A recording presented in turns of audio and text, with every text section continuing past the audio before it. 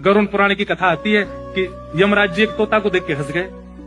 तो तोता बोला कोई और हंस जाए तो बात बनेगी, यमराज हंस रहा है। तोते के मित्र थे गरुड़ जी, भगवान के वाहन। तो अपनी पहुंच लगाते हैं ना लोग, जब संकट में आते हैं तो अपनी पहुंच लगाते हैं, जैक लगाते हैं, हाथ पांव फड़ाते हैं। गरुड़ जी को कहा कि भैया तुम कैसे भी एक काम करवा दो। बोले क्या? ये यमराज जी मुझे देख के हंस गए हैं, मुझे लग रहा है अब मेरे जीवन के दिन 4 बचे।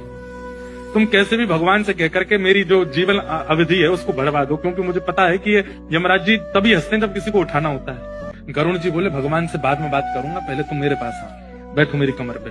गरुड़ जी उड़ा करके उनको 7 समुद्र पार एक गुफा में ले गए और वहां भीतर ले जाकर के छोड़ दिया। बोले यहाँ रहो, यहाँ कोई नहीं आएगा, और 2-4-10 दिन यहीं बैठे रहना, सब ठीक हो जाएगा अपने आप। मैं यमराज जी से बात करता हूँ, भगवान को छोटे काम के लिए क्यों बोलना?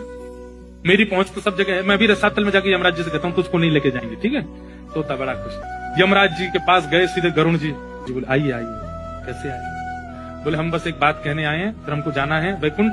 हमारा एक मित्र है तोता, मैं बोले अच्छा, तुम उसको देख के हंस गए थे परसों, क्यों हंसे थे? कोई योजना बन रही हो तो मत बनाना।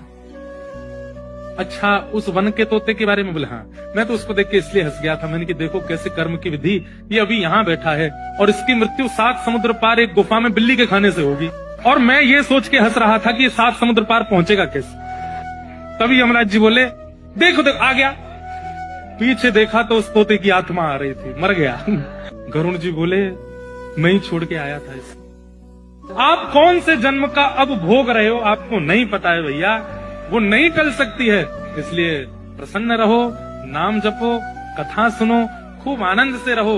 इस बात का दोष मत दिया करो कि हम इतना अच्छा करते हैं, हमारे साथ बुरा क्यों होता है।